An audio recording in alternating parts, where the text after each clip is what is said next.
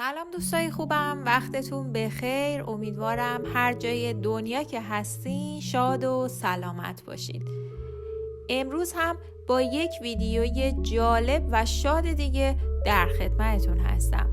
اگر به دنبال مقصدی برای سفر میگردید که پر از انرژی مثبت و شادی باشه، بد نیستش که 5 تا از شادترین کشورهای جهان رو بشناسید.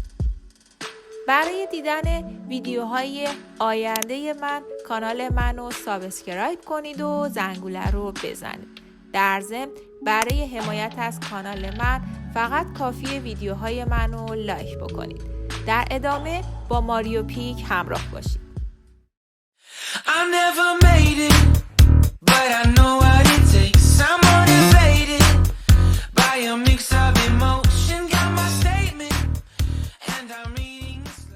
شماره 5 کشور سوئیس.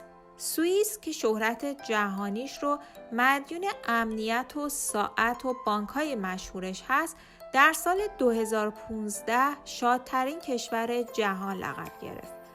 اما حالا با گذشت 3 سال به رتبه 5 نزول کرده. میزان جرم و جنایت در این کشور بسیار کمه و متوسط سن امید به زندگی 82 ساله. مردم سوئیس چند زبانه هستند و بیشتر آنها زبانهای آلمانی و فرانسوی و انگلیسی رو متوجه میشن. از همه اینا بگذریم، چه کسی ممکنه در کنار جنگل‌های سرسبز و دریاچه‌های وسیع و زیبای این کشور شاد نباشه؟ شماره 4 کشور ایسلند. ایسلند نیز یک پله از سال گذشته سقوط داشته و به رتبه 4 این لیست رسیده. اما ایسلند کشوریه که در اون مالیات خیلی کمه و مراقبت‌های بهداشتی و آموزشی به صورت رایگان در اختیار شهروندان قرار میگیره. این کشور جزیره‌ای سال گذشته صلح آمیزترین نقطه زمین لقب گرفته. شماره 3 کشور دانمارک. دانمارک شادترین کشور سال 2016 و دومین کشور شاد سال 2017 بود و حالا به رتبه 3 رسیده. اما این کشور موفقیت خودش رو مدیون اقتصاد پویا، مراقبت‌های پزشکی رایگان و پیشرفته و امنیتش هستش. متوسط سن امید به زندگی در دانمارک 80 سال است. این در حالیه که به طور متوسط سن امید به زندگی در جهان 71 سال برآورد شده. اما این مسئله نیز همیشه گفته شده مردم دانمارک به طور ژنتیکی از سایر مردم کشورهای جهان شادترند. شماره 2 کشور نروژ. نروژ سال گذشته شادترین کشور جهان لقب گرفت.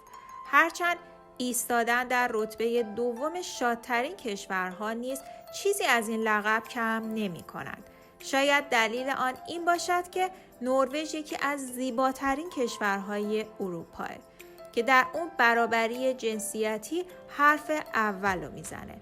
همچنین کشوری آرام و بی دردسر که کمترین مشکلات در آن دیده میشه، عجیب نیست همیشه در لیست شادترین کشورهای جهان قرار بگیره. شماره 1 کشور فنلاند. کشور فنلاند به عنوان شادترین کشور جهان انتخاب شد.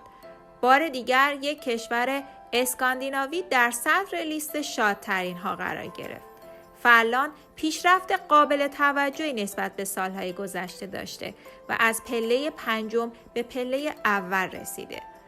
این کشور در میان کشورهایی که بهترین کیفیت زندگی رو دارن قرار گرفته. همچنین صلح و آرامشی که در اون وجود داره دلیل دیگری برای شادزیستن مردمان آن خواهد بود.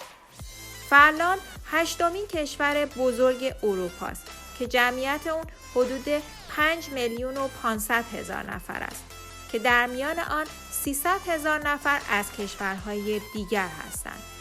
این کشور همچنین بیشترین تعداد مهاجر از سایر کشورهای اروپایی را دارد. خب دوستای خوبم، امیدوارم که از این ویدیو خوشتون اومده باشه. و ممنونم که تا انتهای ویدیو با من همراه بودید. خیلی خوشحال میشم که نظراتتون رو در مورد این 5 کشور برام در قسمت کامنت بنویسید.